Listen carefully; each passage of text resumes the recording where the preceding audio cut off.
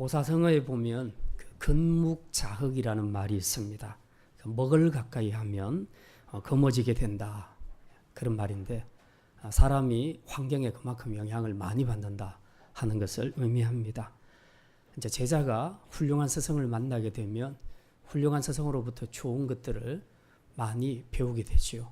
그래서 나중에 시간이 지나면 자기도 어느덧 훌륭한 스승처럼 변해 있는 모습을 보게 됩니다. 그렇지만 반대로 나쁜 무리를 만나게 되고 그들과 어울리게 되면 보고 듣는 것이 언제나 그릇된 것 뿐이어서 시간이 지날수록 자기도 모르게 의도하지 않게 자신이 그릇된 방향으로 가고 있는 그런 결과를 초래할 수도 있습니다. 그래서 환경은 참 중요하다고 말하지요.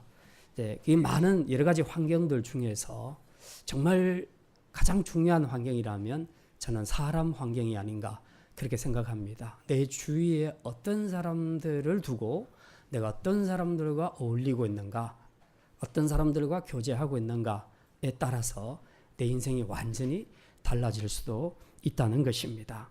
그런 점에서 사람과의 교제는 굉장히 중요하다 그렇게 생각을 합니다. 그래서 우리가 어릴 적부터 이렇게 친구들을 사귈 때도 부모님들이 늘 하시는 말씀이 그겁니다. 제발 나쁜 친구들하고는 사귀지 마라. 좋은 친구하고만 사귀라. 이제 그런 말씀들을 많이 듣지요.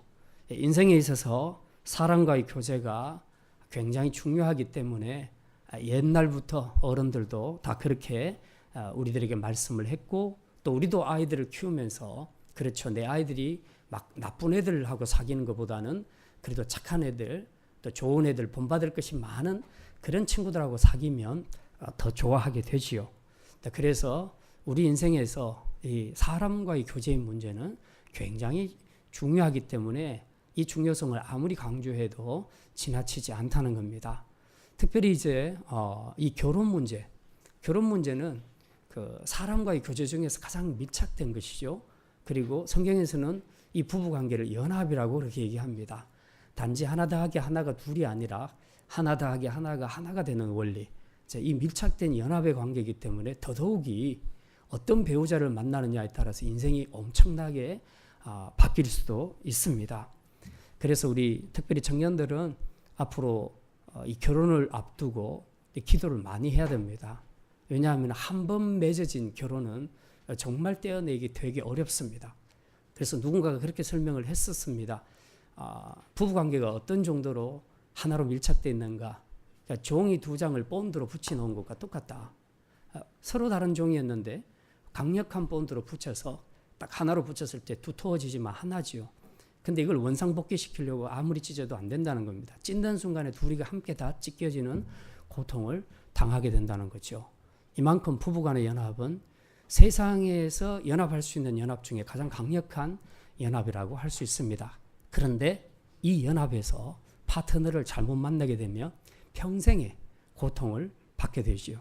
우리는 주변에서 그런 예들을 자주 보게 됩니다. 그래서 청년들이 결혼을 앞두고 기도하라 했을 때 돈 많은 사람, 능력이 많은 사람, 잘생긴 사람, 예쁜 미모를 가진 사람, 이것이 우선이 아니고 인격적으로 신앙적으로 그런 관점에서 봤을 때 정말 나를 바르게 성장시켜 줄 수 있고 또 내 생활을 행복하게 해줄 수 있겠는가 하는 그런 관점에서 우리가 기도를 해야 된다는 그런 말씀입니다. 아무리 내가 훌륭하고 착한 사람이라 해도 내 파트너를 잘못 만나게 되면 두 가지 현상이죠. 하나는 내가 변하지 않아도 굉장히 고통을 받든지 아니면 나도 변해버리게 됩니다. 그 사람처럼. 그렇기 때문에 이게 결혼 문제뿐만 아니라 다른 깊은 연합이 이루어지는 그런 관계에서는 정말 파트너를 만나는 것, 교제하는 것은 진짜 중요하기 때문에 우리가 굉장히 많이 기도하고 또 신중을 기해야 한다는 것입니다. 이제 오늘 본문에는 사람과의 교제가 인생에서 얼마나 중요한가 하는 것을 잘 보여주는 이야기가 기록이 되어 있습니다. 바로 여호사밧 왕의 이야기입니다. 여호사밧은 아버지 아사 왕의 왕을 이어서 굉장히 신앙적으로 살았던 사람입니다. 하나님 앞에서도 본인이 바르게 살 뿐만 아니라 왕으로서 그 남유다를 개혁하는데, 종교 개혁을 하는데 굉장히 심혈을 기울였고 열심을 다했던 신실한 믿음의 왕이었습니다. 그런데 이렇게 훌륭한 왕이 교제해서는 안 될 사람들과 교제하다가 망하게 된, 아주 피를 보게 된 그런 불행한 사건이 이제 오늘 본문에 기록이 되어 있습니다. 그래서 그는 이런 잘못된 교제 때문에 큰 어려움을 겪고 심지어는 죽을 위기에 처하기도 됩니다. 그리고 뿐만 아니라 나중에는 이제 그 상대처럼 자기도 신앙적으로 상당히 많이 타협하게 되고 또 타락하게 되는 이제 그런 모습을 보이게도 됩니다. 그래서 오늘은 이 여호사밧의 이야기를 통해서 믿음의 사람들이 교제를 할 때에 어떤 점에 좀 주의를 했으면 좋겠는가, 오늘 여호사밧 왕의 이야기를 중심으로 함께 말씀을 생각하고자 합니다. 첫 번째 말씀입니다. 우리가 교제할 때 조심해야 될 것, 주의해야 될 것. 첫 번째는 자신과 상대의 정체성을 인식하라는 것입니다. 한번 따라합시다. 자신과 상대의 정체성을 인식하라. 18장 1절에 보면 이렇게 기록이 되어 있습니다. 우리 18장 1절 말씀 같이 읽겠습니다. 여호사밧이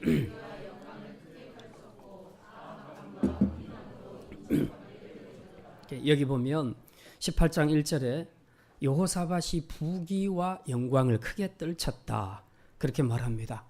무슨 부귀와 영광을 크게 떨쳤을까 조금 궁금하죠. 17장 10절에 보면 잘 나와 있습니다. 바로 위에 올라서 보시면 17장 10절부터 12절까지 이렇게 기록이 됐습니다. 우리 천천히 무슨 부귀와 영광을 떨쳤는지 한번 같이 읽겠습니다. 10절부터 12절까지입니다. 여호와께서 유다 사방의 모든 나라에 두려움을 주사 여호사밧과 싸우지 못하게 하시매 블레셋 사람들 중에서는 여호사밧에게 예물을 드리며 은으로 조공을 바쳤고 아라비아 사람들도 짐승떼 곧 순념소 7,700마리를 드렸더라. 여호사밧이 점점 강대하여 유다의 견고한 요새와 국고성을 건축하고, 여기 보니까 이미 하나님은 여호사밧을 아주 아끼고 사랑하셔서 다른 민족 위에 높이 세우시고 모든 부귀와 영광을 크게 떨치게 하셨다고 말합니다. 그러면 어째서 여호사밧이 이런 큰 부귀와 영광을 떨칠 수 있었을까? 하나님이 어떻게 해서 여호사밧에게 이런 축복을 주셨을까 하는 것입니다. 그것도 17장에 잘 나타나 있습니다. 17장 3절부터 4절까지 보면 이렇게 기록이 되어 있습니다. 여호와께서 여호사밧과 함께 하셨으니 이는 그가 그의 조상 다윗의 처음 길로 행하여 바알들에게 구하지 아니하고 오직 그의 아버지의 하나님께 구하며 그의 계명을 행하고 이스라엘의 행위를 따르지 아니하였습니다. 여기 분명하게 나타나 있죠. 어떻게 해서 여호사밧이 하나님께 이런 큰 축복을 받을 수 있게 됐는가? 아합과는 다르게 다윗이 처음 걸어갔던 그 길로 걸어갔다. 믿음의 길을 걸어갔다는 겁니다. 그리고 북이스라엘의 아합 왕은 바알을 끌어들여서 우상을 섬기는 그 일을 행했지만 여호사밧은 전혀 그렇게 하지 않았다. 오직 하나님께 구하고 기도했다. 그리고 하나님의 말씀에 순종했다. 그렇게 기록을 합니다. 그걸 보고 하나님께서 기뻐하셔서 이제 여호사밧에게 이런 큰 영광과 부귀를 떨치게 하셨다. 그렇게 역대기 기자가 기록을 하고 있습니다. 자, 이렇게 본다면 아합과 여호사밧은 아주 대조적으로 비교될 수 있습니다. 하나님과의 관계에서 볼 때에 여호사밧은 하나님께 사랑받고 은혜받고 축복받고 선택받은 사람이다. 그렇게 표현할 수 있겠습니다. 반대로 아합 왕은 하나님 앞에서 스스로가 하나님의 통치를 거부했기 때문에 하나님 앞에서 보호도 축복도 은혜도 받지 못하고 하나님께 버림받은 사람이다. 그렇게 표현할 수 있겠습니다. 그러면 이 두 사람의 정체성은 확연하게 드러나게 되죠. 전혀 다른 길을 걸어가고 있습니다. 한 사람은 북이스라엘의 왕이고 한 사람은 남유다의 왕입니다. 신앙의 정체성이 엄청 다릅니다. 혈통이 같다는 것 외에는 이 두 사람은 모든 삶에 있어서 하나도 일치되는 것이 없는 그런 신앙적인 굉장한 차이점을 가진 두 사람이었다 하는 것을 우리가 알 수 있습니다. 그런데 이렇게 정체성이 다른 두 사람이 서로 물리적인 연합을 지금 시도를 하고 있다는 겁니다. 그게 우리가 18장 1절, 2절, 3절에 나와 있는 내용이죠. 1절에 보니까 아합 가문과 혼인함으로 인척 관계를 맺었더라. 그렇게 기록을 하고 있습니다. 참 안타까운 일이죠. 예, 이 서로 정체성이 다른 두 사람이 왜 이렇게 연합을 하려고 했을까? 서로의 목적들이 다 있었다는 것입니다. 이 여호사밧 같은 경우는 지금 이 남유다와 북이스라엘이 지금의 우리나라처럼 북한과 남한으로 나눠져 있다고 생각하면 좀 이해하기가 훨씬 쉽겠습니다. 그러니까 우리도 옛날에 그런 노래 많이 불렀지요. 우리의 소원은 통일. 예. 우리가 꿈에도 소원이 통일. 그러니까 초기에 같은 식구들이 북한에 남한에 흩어져 있을 때 그때 가졌던 그 절실한 마음은 지금 이 세대에 태어난 세대들은 잘 이해할 수가 없을 겁니다.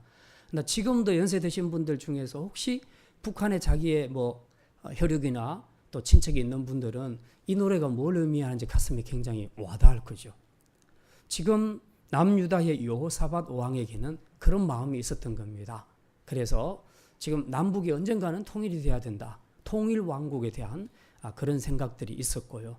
또 외부에서 쳐들어오는 이 외세의 침략에 대해서 이겨낼 수 있기 위해서도 우리가 하나 되어야 된다는 굉장히 중요한 그런 생각을 가지고 있었습니다. 그런 상황에서 힘을 기르기 위해서는 어쨌든 둘이 합해야 된다. 그런 생각을 가졌던 거죠. 사실 지금도 우리나라가 굉장히 복잡하지 않습니까?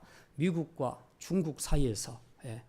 우리의 소원은 어쨌든 우리끼리 자주 평화를 통일을 이루는 것인데 자꾸만 미국에 의해서 중국에 의해서 자기들의 이익에 의해서 우리의 소원들이 우리의 원대로 이루어지지 않는 그런 부분들이 있죠.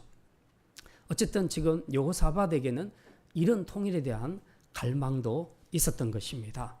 그리고 아합에게는 어떤 문제가 있었냐면 이제 그 다음에 나옵니다마는 아합은 이전에 여기 보면 길랏 라못으로 2절에 보면 이런 내용이 나옵니다.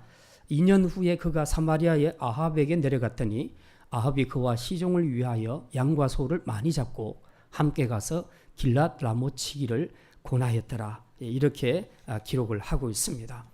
무슨 말이냐 하면 길랏 라못이라는 것은 이스라엘 전체에서 도피성이 6개가 있는데 그 중에 길랏 라못의 도피성이 있었습니다. 그리고 이 도시는 평상시에는 굉장히 그 무역의 요충지였습니다. 그리고 전시에는 전쟁을 치르기에 굉장히 좋은 요충지였습니다. 그래서 이 도시를 포기할 수가 없었는데 원래 이게 북이스라엘이 다스리고 있었는데 아람 왕 벤하닷 1세가 쳐들어와서 이 땅을 빼앗아가 버립니다. 그래서 이제 화가 났죠. 그때 아하시아 왕이 아합 왕이 이제 자기가 이것을 다시 회복하기 위해서 전쟁을 치르는데 그때는 왕이 바뀝니다. 아람 왕 벤하닷 2세가 왕이 되게 됩니다. 그래서 2세하고 전쟁을 치러서 이기게 됩니다. 그래서 그 땅을 이제 다시 찾아오게 되었는데 벤하닷 1세가 그렇게 말합니다. 돌려주겠다. 2세가 돌려주겠다. 그렇게 말합니다. 그래서 순순히 돌려줄 것을 기다리고 있는데 아무리 기다려도 땅을 돌려주지 않습니다. 그래서 화가 난 아합이 치러 가자는 거죠. 이제는 무력으로 다시 뺏을 수밖에 없다. 그렇게 생각하고 이제 치려고 하는데 아무리 생각해도 약간 겁이 나는 겁니다. 자기 혼자서 전쟁하기보다는. 그래서 남쪽 유다 여호사밧 왕에게 도움을 청하는 겁니다. 그래서 우리 함께 힘을 합쳐서 좀 우리 땅을 빼앗자, 다시 회복하자. 이제 그렇게 얘기가 된 거죠. 그러니까 여호사밧과 아합은 각자의 목적이 있었던 겁니다. 각자의 목적이 있었고 이 목적에 의해서 둘이 연합을 시도하게 되었는데 문제는 이걸 정치적으로 다 해석을 하기 시작하면 이해 못할 것이 없습니다. 지금도 뭐 우리나라도 사실 뭐 사드 배치 문제나 또 이 북핵 배기 문제나 이런 부분에 있어서 미국이 원하는 대로 강력하게 말도 못하고 그러면서도 아니다고도 말도 못하고 굉장히 좀 난감해하는 그런 상황들이 있지 않습니까? 결국 다 어떤 것을 결정할 때는 자국이 이익이 되도록 결정을 하게 될 것인데, 이 아하시아의 이 여호사밧의 입장에서도 또 아합 왕의 입장에서도 결국 자기 이익을 생각을 하는 겁니다. 근데 문제는 이제 우리가 이런 것들을 볼 때 지금 국제 정세로 비교해서 보면서 그럴 수도 있겠다라고 생각을 할 수 있겠지만, 우리나라하고 이스라엘이 다른 것이 있다는 겁니다. 그게 뭐냐? 우리나라는 일반적으로 세워진 민주주의 국가고 이스라엘은 하나님이 세우신 신정 국가입니다. 그러니까 왕을 세우기는 했지만 진정한 왕은 하나님이시라는 거죠. 하나님이 통치하시는 나라가 신정 국가인데, 그렇다면 이제 이 전쟁을 할 것인가 말 것인가, 또 왜 치러야 되는가, 그리고 아합의 가문과 왜 결혼을 성사시켜서 사돈을 맺어야 되는가 하는 이 여러 가지 문제를 생각할 때 가장 먼저 여호사밧 왕이 염두에 둬야 될 것은 내가 누군가, 우리나라가 어떤 나라인가, 즉 신정국가다, 나는 신정국가의 왕이다 하는 이 정체성을 가지고 있어야 됩니다. 이걸 가진 상태에서 결정을 해야 되는데, 일반 지금의 민주주의처럼 자국의 이익을 위해서 이 사람과도 손잡고 저 나라하고도 손잡고 막 이 말했다가 저 말했다가 막 바꾸는 이런 식으로 해서는 안 된다는 겁니다. 그게 바로 우리나라와 이스라엘 남유다의 차이점이라고 볼 수 있는데요. 여호사밧 왕의 가장 결정적인 오류가 뭐였냐? 이런 정체성을 순간적으로 상실했다는 겁니다. 망각했다는 거죠. 그래서 그냥 자국에 유리한 대로 아합 가문과 연합을 하게 되면 아마도 나중에 통일을 기약할 수 있을 거야. 또 외세 침략도 우리 힘으로 막아낼 수 있을 거야 라고 생각을 했다는 것이죠. 그래서 결국은 둘이가 혼인관계를 맺게 됩니다. 그래서 여호사밧 아들과 그리고 아합의 딸이 결혼을 하게 되는 겁니다. 아합과 이세벨 사이에서 태어난 딸이 누굽니까? 우리가 잘 아는 그 못된 여왕이 있죠. 아달랴가 있죠. 아달랴하고 이 여호사밧의 아들 여호람이 결혼을 하게 되는 겁니다. 그래서 양가는 서로 사돈을 맺게 되죠. 자, 이제 이런 것을 통해서 두 사람은 각자 자기의 목적을 성취할 수 있을 것이라 이제 그렇게 생각을 했습니다.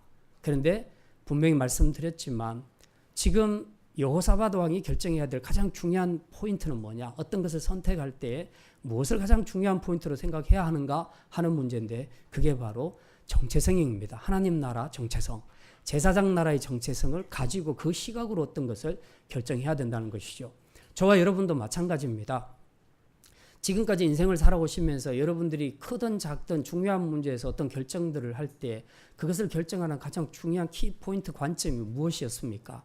그게 사람들마다 다 다를 수 있습니다. 그러나 우리 그리스도인들이라면 적어도 가장 우선순위에 올라와야 될 것이 바로 정체성입니다. 내가 누군가, 나는 하나님의 자녀다. 하나님의 자녀라면 이 문제를 결정할 때 내가 이렇게 결정하는 것이 맞겠는가? 이게 돼야 된다는 겁니다. 그런 관점에서 여호사밧은 지금 굉장히 큰 오류를 범했다는 것입니다. 그래서 그냥 인간적인 생각으로 그냥 힘을 얻기 위해서 아합 가문과 사돈을 맺었는데 결과적으로는 어떻게 됐는가? 이 아달랴라는 며느리가 남유다에 들어오면서 어떤 짓을 합니까? 자기 어머니 이세벨이 가져온 것처럼 우상을 그대로 가지고 들어옵니다. 그리고 왕궁에서부터 시작해서 유다 전역에 이 우상을 퍼뜨리는 이런 일을 하게 되죠. 나중에 안 되니까 어떻게 합니까? 자기 아들이 죽자 자기가 왕으로 대반란을 일으키는 아주 피비린내 나는 그런 역사를 만든 장본인이 아달랴입니다.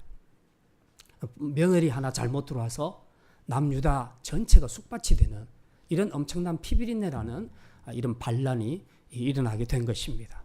단 한 사람, 여호사밧이라는 이 왕의 단 한 사람의 잘못된 결정, 정체성을 망각한 잘못된 인간적인 판단에 근거한 잘못된 결정 때문에 결국은 훗날에 몇 대에 걸쳐서 남유다가 아주 피를 보게 되는 이런 큰 불행을 겪게 되었다 하는 것입니다. 모든 사람이 다 나와 같을 수는 없지만 우리가 다른 사람들과 교제할 때 가장 먼저 고려해야 될 사항이 뭔가, 여러 가지 다 다를 수는 있지만 이거 하나는 그래도 돼야 되겠다 하는 것이 바로 신앙의 정체성입니다. 신앙이 일치하지 않으면 우리의 모든 사상과 가치관과 우리의 모든 행동이 달라질 수밖에 없습니다. 겉으로 똑같이 밥을 먹어도 속 생각은 다릅니다. 똑같이 구경을 하는데도 어떤 사람은 이게 하나님의 창조물로 보면서 하나님을 찬양하는가 하면 어떤 사람은 이게 진화에 의해서 되어졌다고 그렇게 생각을 합니다. 크고 작은 모든 일에서 우리가 하나님을 인정하는 것과 인정하지 않는 정체성 사이에는 엄청난 차이가 있다는 것을 우리는 분명히 기억을 해야 합니다. 그런데 이런 다른 정체성을 우리가 무시하고 결합을 했다, 연합을 했다 했을 때 과연 누가 피를 보겠는가? 세탁소하고 연탄 공장이 나란히 있으면 누가 손해 보겠습니까? 세탁소가 손해 보죠. 연탄 공장은 손해 볼 게 없어요. 믿자봤자 본전이야. 기왕배린 몸이야. 그런데 세탁소는 그렇지 않습니다. 조금만한 이 먼지라도 검은 것이 묻어되긴 치명적이 되는 것입니다. 그래서 정체성이 다른, 신앙의 정체성이 다른 사람들끼리 서로 강력한 교제, 강력한 연합을 이룬다는 것은 치명적이다. 그건 자기가 죽는 길이다 하는 것을 분명히 보여주고 있습니다. 지금 여러분은 어떤 사람과 교제하고 있습니까? 여러분 어떤 사람과 친밀하게 사귀고 있습니까? 어떤 사람과 깊은 연합을 시도하고 있습니까? 그 교제의 대상과 연합의 대상이 여러분의 신앙 정체성과 일치하고 있습니까? 물론 안 믿는 사람과 아무것도 하지 말라는 얘기가 아닙니다. 다만 믿음의 정체성이 다른데 깊고 중요한 일에 연합을 이룬다는 것은 굉장히 위험하다는 것입니다. 만약 그렇지 않게 된다면 여호사밧처럼 엄청난 불행을 겪게 될 수 있다는 것을 우리는 기억해야 합니다. 요컨대 우리 그리스도인이 어떤 것을 결정할 때 가장 중요한 관점, 키포인트는 바로 신앙의 정체성입니다. 그게 나하고 맞는가? 이걸 확인하는 작업이 가장 우선이 되어야 된다는 겁니다. 그러니까 우리 청년들이 결혼할 때도 항상 생각해야 될 것은 그 사람의 집안이 어떤가, 외모가 어떤가, 능력이 어떤가, 직장이 어떤가, 물론 중요합니다. 이걸 무시하지 말라는 뜻이 아니라 그러나 그럼에도 불구하고 신앙의 정체성을 가장 우선순위에 두고 생각을 해야 된다는 것입니다. 그래서 우리가 항상 친구를 사귈 때나 결혼을 할 때도 항상 우리 머릿속에는 이게 있어야 된다는 겁니다. 종종 이제 어릴 때 보면 부모님들이 또 지금도 부모님들이 자녀들을 키우면서 그런 얘기들을 많이 합니다. 좋은 친구들을 사귀라. 그래서 우리 자녀가 어느 날 친구들을 몇 명 데리고 왔는데 맨 먼저 어머니가 묻는 말씀, 여러분은 맨 먼저 뭘 물으십니까? 자기 자녀들에게 그 친구들에 대해서 어떤 것을 묻습니까? 이렇게 잘 아십니다. 제 교회 다니니 이러면 정말 이 신앙의 정체성이 굉장히 잘 발달되어 있는 분이라고 볼 수 있습니다. 근데 또 어떤 분들은 그렇게 얘기하죠. 쟤 공부 잘해? 쟤네들 집 잘 살아? 쟤네들 집 평수가 몇 평이야? 이렇게 나도 모르게 이렇게 물을 수도 있다는 거죠. 우리 안에 아직까지 이런 정체성들이 약하다는 겁니다. 여전히 세상적인 조건, 외적인 것 이런 것들을 더 많이 보게 된다는 것입니다. 아이든지 어른이든지 관계없이 우리 믿는 성도들의 교제에서 특히 깊은 연합을 이루는 교제에서 우리가 꼭 주의해야 될 것은 우리 모두가 다 믿음의 백성이라는 정체성, 이것을 확실하게 가지고 결정을 해야 된다는 사실입니다. 자, 두 번째입니다. 잘못된 교제는 위험과 손실을 초래합니다. 한번 따라 합시다. 잘못된 교제는 위험과 손실을 초래합니다. 여호사밧 왕이 아합 왕과와 사돈을 맺어서 결국 어떤 결과를 초래했냐 하는 것입니다. 18장 2절부터 3절까지 보면 이런 내용이 나옵니다. 2절과 3절 우리 같이 읽겠습니다. 2년 후에 그가 사마리아의 아합에게 내려갔더니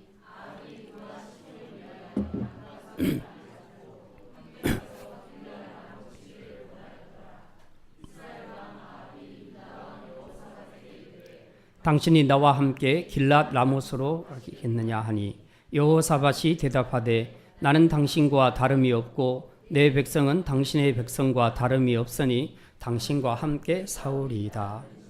예. 처음에는 결혼 동맹을 맺었죠. 자, 이번에는 뭘 맺습니까? 군사 동맹을 맺게 됩니다.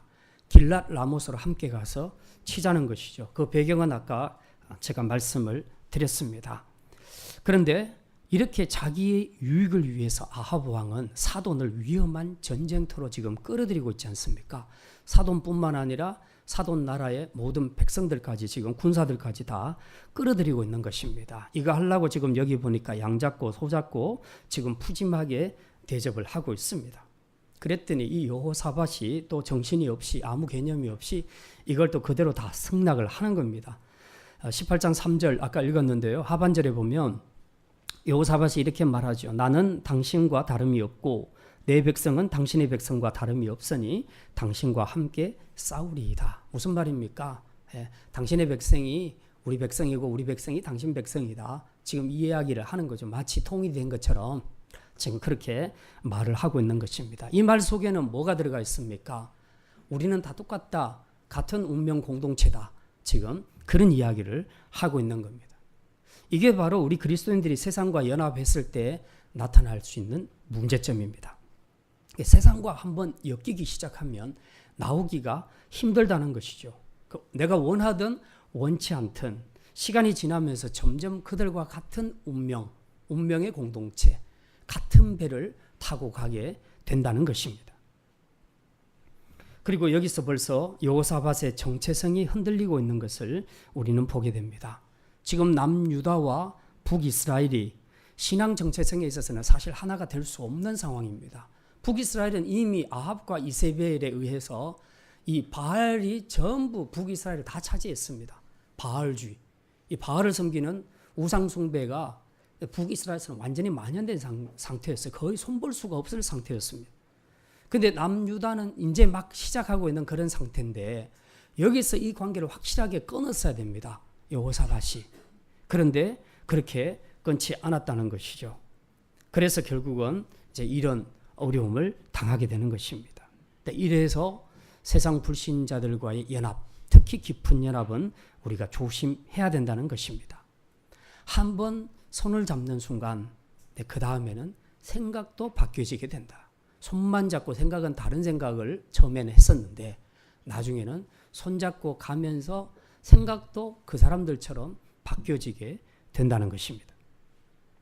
그래도 여호사밧은 믿음의 사람이라 이 과정에서 좀 찜찜했습니다. 그래서 이 전쟁을 치르는 것이 하나님의 뜻에 맞겠는지 또 이 전쟁을 치러서 과연 이길 수 있겠는지 승산이 있겠는지 굉장히 궁금했습니다. 그래서 늘 하던 방식대로 선지자에게 한번 물어보자. 그랬더니 아합이 물을 필요 없다. 전쟁은 하나만 우리가 이긴다. 아니 그래도 물어보자. 그래서 선지자들을 불러오는데 전부 거짓 선지자들이 다 몰려옵니다. 아합의 사주를 받은 거짓 선지자들이 다 와서 올라가십시오. 이 전쟁에서는 이길 겁니다. 하나님이 이기게 해주십니다. 그렇게 말하죠. 그러니까 아합이 얘기합니다. 보십시오. 선지자들이 다 이긴다고 안 합니까? 그러니까 여호사밧이 말합니다. 여기에 어디에 아주 훌륭한 하나님의 선지자가 있다는데 그 사람 이야기 좀 듣고 싶다. 그래도 아직 여호사밧은 신앙이 있는 사람이에요. 그 사람이 누구냐면 미가야 선지자인데요. 아합이 가장 싫어하는 사람입니다. 왜냐하면 아합에 대해서 가장 좋지 않은 말을 많이 한 선지자가 미가야 선지자였습니다. 그래서 할 수 없이 미가야 선지자를 불러왔습니다. 저 사람 불러오면 나한테 맨날 해꾸지하는 말만 하는데 불러서 뭐 하겠습니까? 그래도 여호사밧은 그래도 부릅시다. 들어봅시다. 미가야 선지자를 불렀는데 미가야 선지자가 말합니다. 올라가십시오. 이길 겁니다. 아합이 깜짝 놀랐습니다. 무슨 이런 말을 네가 어쩐 일로 내 편에 되냐. 그러니까 솔직하게 한번 말해봐라. 비꼬지 말고. 그랬더니 이제 미가야 선지자가 그렇게 말합니다. 올라가십시오. 근데 당신은 죽을 겁니다. 이제 그렇게 얘기합니다. 그러니까 아합이 화가 났죠. 사돈에게 말합니다. 보십시오. 쟤는 말만 했다 하면 나를 지금 헐뜯는 말만 합니다. 그런데 여호사밧이 이 미가야 선지자의 말을 다 들었어요. 들었음에도 불구하고 끝까지 전쟁하러 함께 나가는 겁니다. 이건 또 무슨 매너인지. 예. 아무튼 이 신앙이란 것이 한번 스텝이 꼬이기 시작하면 그다음부터 계속 꼬이게 되는 겁니다. 그러니까 아직 양심은 살아있어서 하나님의 선지자의 말을 듣고 그대로 하고 싶은 마음이 있는데 이미 자기 마음이 손을 잡은 아합의 생각대로 다 그대로 움직여 가는 겁니다. 그러다 보니까 미가야 선지자의 말을 듣고서도 그냥 그렇게 가는 겁니다. 그래서 아까 3절 하반절에 말하죠. 나는 당신과 다름이 없고 내 백성은 당신의 백성과 다름이 없으니 당신과 함께 싸우리이다. 이렇게 말하죠. 자, 근데 재밌는 것은 막상 전쟁하러 나가는데 여호사밧은 당당하게 나갑니다. 근데 아합은 마음에 깨름치겠습니다. 왜? 미가야 선지자가 했던 말이 마음에 걸렸어요. 당신이 이 전쟁터에서 죽을 것이라. 그래서 아합이 머리가 아팠습니다. 이게 이제 믿자니 그렇고 안 믿자니 그렇고 참 갈등이죠.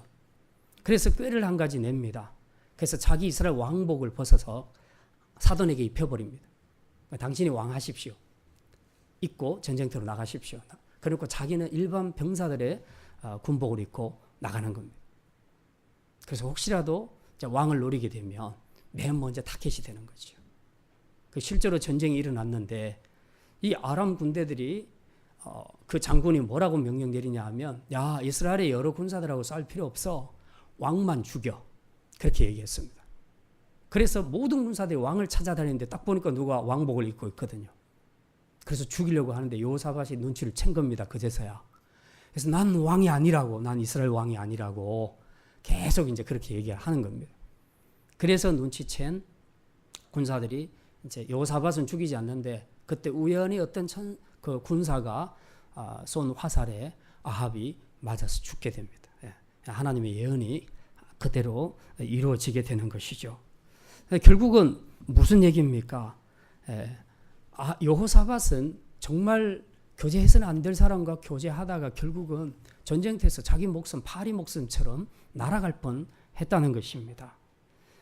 죄의 세력과 한번 연합을 하게 되면 이런 어처구니 없는 위험한 봉변을 당할 수 있다는 것을 우리가 분명히 기억해야 합니다. 뿐만 아니고 여호사밧은 이제 잘못된 교제를 통해서 경제적으로도 엄청난 손실을 입게 됩니다. 20장에 보면요. 이렇게 기록이 되어 있습니다. 아까 우리 20장 35절부터 37절까지 읽었는데요.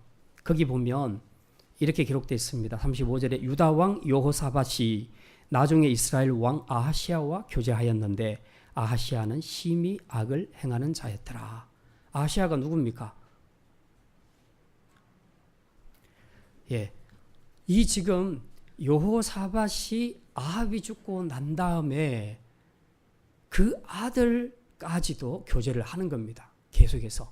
그러니까 전쟁터에서 이 정도 한번 혼나면 이제 이스라엘하고는 함께 안 해야 되겠다. 그런 그 느낌을 가지지 않겠습니까? 깨달음을. 그런데 아직도 정신 못 차리고 지금 아하시아와 교제를 하는 겁니다. 그런데 이 아하시아가 어떤 사람이라고요? 여기 보니까 심히 악을 행하는 자였더라. 그렇게 기록을 하고 있습니다. 그래서 이 두 사람이 뭘 합니까? 36절에 두 왕이 서로 연합해서 배를 만들어서 다시 서로 보내고자 하였다. 에시엠 고벨에서 배를 만들었더니, 자, 이게 뭐냐 하면 지금 이 배를 만들어서 요즘으로 말하자면 선박업을 하는 겁니다. 그래서 무역을 통해서 이제 돈을 많이 벌겠다는 거죠. 둘이가 합해서. 처음에는 결혼동맹, 그 다음에는 군사동맹, 그 다음에는 상업동맹, 경제동맹으로까지 이어지게 됩니다. 한번 늪에 빠지니까 못 헤어나는 겁니다. 계속 손을 잡고 계속 가는 겁니다. 죽을 위기를 넘겨놓고도 정신을 못 차리고 이렇게 가는 겁니다. 그러니 우리가 어떤 사람이 믿음이 있다라고 생각하고 절대적으로 신뢰할 수가 없습니다. 그런 사람도 한번 늪에 빠지면, 늪이란 것은 그러잖아요. 한번 들어가면 못 나옵니다. 거의 못 나와요. 점점 깊이 빠져들어가게 되는 것이죠. 여호사밧 왕이 그렇게 훌륭한 믿음의 왕이었지만 한번 아합과 손을 잡고 늪에 들어가니까 그 다음 늪이 계속 기다리고 있는 것입니다. 이게 사단이 쓰는 전략이에요. 그래서 우리가 이런 부분들을 영적으로 캐치해내지 못하면 우리도 똑같은 전철을 되밟을 수 있다 하는 것을 우리는 기억해야 합니다. 제가 대학교 다닐 때 1, 2학년 때가 가장 신앙적으로 많이 이 어긋난 길을 갈 때였습니다. 그러다 보니까 이제 세상 친구들하고 많이 세상적인 방식으로 많이 이제 놀게 됐는데, 제 친한 친구가, 진짜 친한 친구가 하나 있어서 웬만한 모든 것은 다 공유를 하는 그런 친구가 하나 있었습니다. 근데 이 친구가 대학교 들어가더니 너무 술을 잘 즐겨서 마시는 거예요. 나는 세상적으로 놀았다 해도 뭐 술, 담배를 그렇게 하고 그러지는 않았습니다. 예. 그냥 교회 생활을 열심히 안 했다. 뭐 이런 정도였죠. 예. 그랬는데, 이 친구가 다른 친구들하고 어울리면서 그렇게 술을 마시는데, 술을 마시면 마지막에 일어나서 다 계산을 해야 될 거 아니에요? 근데 술값을 계산해야 되는데 꼭 지가 내겠다고 그렇게 말하는 거예요. 그리고 다 친구들 다 보내놓고 자기 주머니에 돈 없으니까 나한테 전화하는 거예요. 술값 좀 계산해 주라고. 너무 미안하다고. 그래서 어떻게 하겠습니까? 그때 통행금지도 있고 했는데. 그래서 이제 내줬죠. 그 다음에 또 그런 전화가 오는 겁니다. 근데 그 당시에는 핸드폰이고 뭐가 없었고요. 이제 일반 전화기가 있었는데 그 전화기가 저희 아버지 머리맡에 있었어요. 밤 11시 반에 전화가 오는 거예요. 거의 이틀에 한 번씩 전화 오는 거죠. 이틀에 한 번씩 그 친구가 술을 마시는 거예요. 술값 떨어지면 꼭 저한테 전화하는 겁니다. 근데 이 벨 울리는 소리 때문에 제가 완전 돌아버릴 것 같은 거예요. 아버지가 주무시다가 전화를 받으면 혀꼬부라진 소리로 경은이 있습니까? 하면서 막 이렇게 찾으니까 이 옛날 어른들이 가만히 있겠어요? 뭐 이런 놈이 다 있냐고. 그러니까 밤 11시만 되면 아버지 옆에서 제가 딱 기다리고 있습니다. 이렇게 전화벨이 울릴까 봐. 근데 그것도 한두 번이지 못 해먹겠더라고요. 그 짓도. 그래서 한 번은 만나서 되게 얘기했습니다. 이건 아니다. 왜 네가 술 먹고 네가 술값을 다 내냐. 그리고 네가 내기로 했으면 네 돈으로 내지 왜 자꾸 나를 불러내냐. 아무리 내가 네하고 친해도 이건 좀 아닌 것 같다. 좀 잘 생각을 해봐라. 다시는 하지 마라 전화. 그런데 알겠다고 그러더니 그 다음에는 일주일에 한 번씩 오더라고요. 결국 다른 일이 생겨서 이제 그 친구하고 관계가 이제 깨져버렸는데, 참 그런 의미니까 그다음부터 헤어나지를 못하겠는 거예요. 내가 얘를 끊어야 되는데, 진짜 그 인간적으로 쌓아온 정이 있기 때문에, 우정이 있기 때문에 이 끊기가 너무 어려웠어요. 그런데 안 끊으니까 결국은 누가 피해를 보느냐? 내가 다 피해를 보더라는 거죠. 이 친구는 나를 생각을 안 하는 것 같아. 그래서 결국은 다른 큰 사건이 생기면서 이제 깨지기는 했는데요. 이제 이런 부분들입니다. 그 다음에 또 이제 그때가 제일 이제 제가 세상적으로 많이 놀 텐데, 주일날 교회를 그래도 꼬박꼬박 나갔었는데 하루는 친구들이 등산 가자 그래서 주일 빼먹고 등산을 갔어요. 주일날 11시 예배쯤에 거의 8분 능선을 정복했을 때입니다. 근데 이상한 코스로 돌아가는데 거기가 완전 낭떠러지인데 사람이 손을 잡고 올라가야 되는 상황이에요. 내가 원했던 등산은 이런 게 아니고 안전한 산행이었는데 이 친구들은 모험을 한번 해보겠다고 그렇게 가는데 갑자기 내 앞에 낭떠러지가 나타나는데 이걸 돌아설 수도 없고 앞으로 갈 수도 없는 그런 상황입니다. 그때 제가 어떻게 했어요? 여러분 같으면 뭘 했겠습니까? 제 생애 최고 절실한 회개를 그때 했습니다. 하나님 여기서 무사히 내려가게 해주시면 내가 다시는 이런 짓 안 하겠습니다. 이제 그렇게 참 그런 어려움을 겪었습니다. 내가 아무리 바르게 살고 싶어도 나하고 사귀는 사람이, 나하고 교제하는 사람이, 나하고 밀착한 연합을 이루는 사람이 나하고 전혀 다른 정체성을 가지고 그렇게 살아가게 되면, 내가 한번 그 늪에 빠지면, 한번 그 손을 잡으면 빠져나오기가 너무 어려운 거예요. 그래서 우리가 자녀들을 키울 때 보면요, 그 친구들 조심하라고, 좋은 친구 사귀라고 할 때 그게 여러 가지 의미가 있겠지만은 진짜 이게 중요한 겁니다. 친구 잘못 사귀어서 망한 인생들 수도 없이 많이 봤습니다. 또 결혼 잘못해서 불행하게 사는 그런 사람들 무지 많이 봤습니다. 동업자 잘못 선택해서 다 사기당하고 다 떼이고 그렇게 망하는 그런 경우들도 수도 없이 많이 봤습니다. 지금 오늘 본문에 나타난 여호사밧이 왜 이런 불행한 일을 겪게 됐는가? 애초부터 교제해서는 안 될 사람과 손을 잡으니까, 교제하니까 이런 문제가 생겼다는 겁니다. 나중에 단호하게 끊어야 되겠다 아무리 생각해도 그게 자기 마음대로 잘 안 되는 것이죠. 이처럼 교제해서는 안 될 사람과 영적으로 교제하게 되면 이런 엄청난 위험과 손실을 보게 된다는 것을 우리는 분명히 기억해야 합니다. 오늘 여러분이 교제해서는 안 될 사람과 교제하면서 어려움을 겪고 있지는 않습니까? 특별히 그 사람과의 교제를 인해서 경건을 잃어버리고 여러분의 믿음을 잃어버리고 때론 물질과 에너지까지 다 상실하는 그런 참 고통스러운 어려움을 겪고 있지는 않습니까? 이제라도 깨닫게 해주신다면 우리가 지혜롭게 그 문제를 풀어야 할 것입니다. 배우자가 아닌 한은 이런 것이 확실하게 평가가 되면 끊어버리는 것이 지름길입니다. 그게 내가 사는 길이라는 거죠. 어떤 신학생이 전도를 하다가 사창가에서 전도하다가 한 여자를 만나서 전도를 하게 됐습니다. 근데 이 몸을 파는 여자를 보는 순간 인간적인 휴머니즘이 자기 안에서 발동한 겁니다. 생각해 보니까 너무 불쌍한 거예요. 그래서 이 영혼도 구원받아야 되겠다라고 생각하고 이 여자를 구원하기 위해서 자기가 그 굴로 들어가기로 결심을 한 겁니다. 신학교 친구들이 다 말렸어요. 그러지 말라고, 잘못하다가 네 인생 베린다고. 그냥 그렇게 사는 여자는 일단은 마음대로 할 수 없으니까 일단 거리를 두라고 얘기했는데도 불구하고 이 친구가 들어갔습니다. 얼마나 인간에 대한 사랑이 뜨거운지 이 여자에게 복음을 전하면서 이 여자를 꺼내려고 그렇게 노력을 했는데 시간이 지나면서 이 신학생이 오히려 자기 신세를 다 망쳐버린 겁니다. 그 늪에서 나오지 못하게 되었다는 사실입니다. 사람을 바꾼다는 것이 쉬운 일이 아닙니다. 사람은 사람을 잘 못 바꿉니다. 하나님만이 하실 수 있는 일이에요. 근데 많은 사람들이, 특별히 휴머니즘이 강한 사람들이 착각을 많이 합니다. 내 사랑 정도면 저 사람을 바꿀 수 있을 것이라 그렇게 생각하고 무리수를 두는 경우들이 굉장히 많다는 것입니다. 내가 아무리 선한 목적을 가지고 선한 의도를 가지고 그 일을 시작했어도 사람이 바뀌어지는 것은 내 선한 의도로 바뀌어지는 것은 아니라는 겁니다. 그 사람을 바꿀 만한 영적인 확실한 파워가 우리 안에 있어야 되는데 그러려면 성령님의 도우심이 필요합니다. 근데 그렇지 않고서는 정말 어렵다는 것입니다.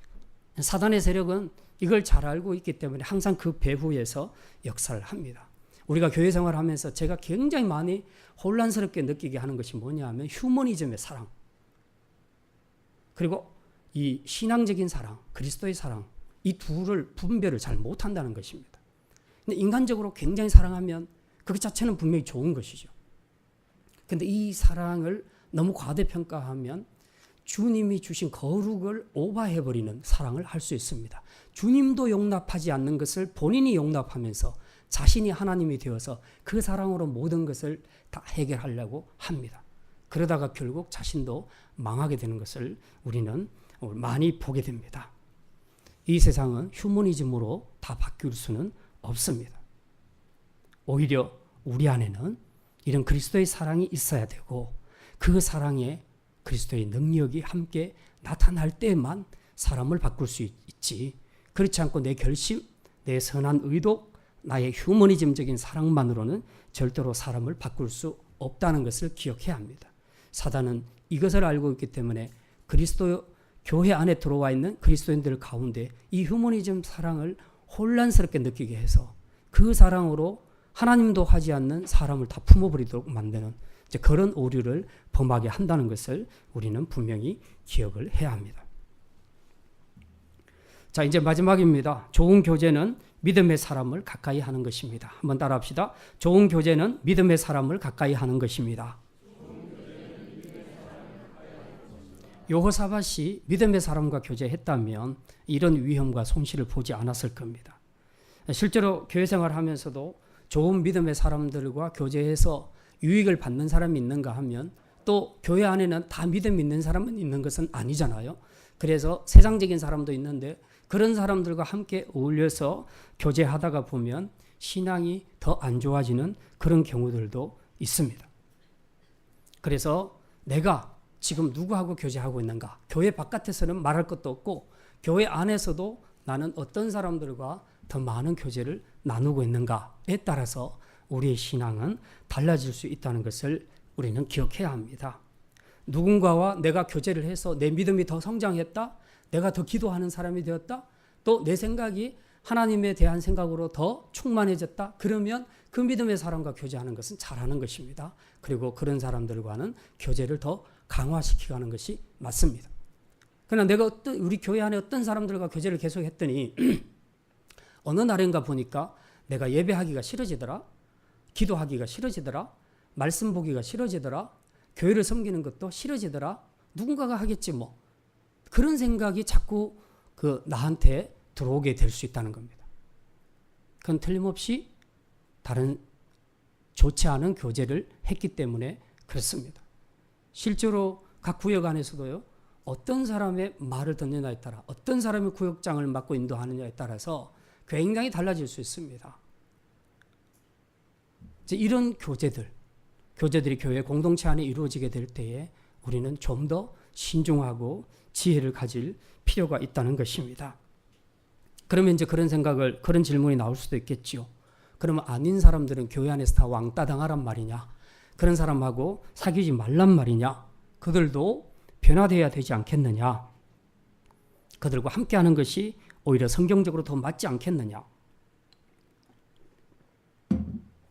맞습니다.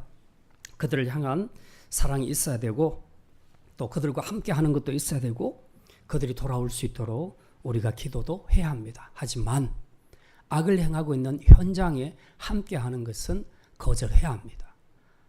악과 사람은 확실하게 구분을 해야 된다는 사실이죠. 농부가 포도 농사를 지으면서 왜 부실한 가지를 자꾸 전지를 해줍니까? 제가 어렸을 때 살았던 집에는 포도나무가 있었는데요. 이상하게 한 해는 잘 열리고 한 해는 잘 안 열리더라고요. 근데 보니까 아버님이 항상 전지를 해주시더라고요.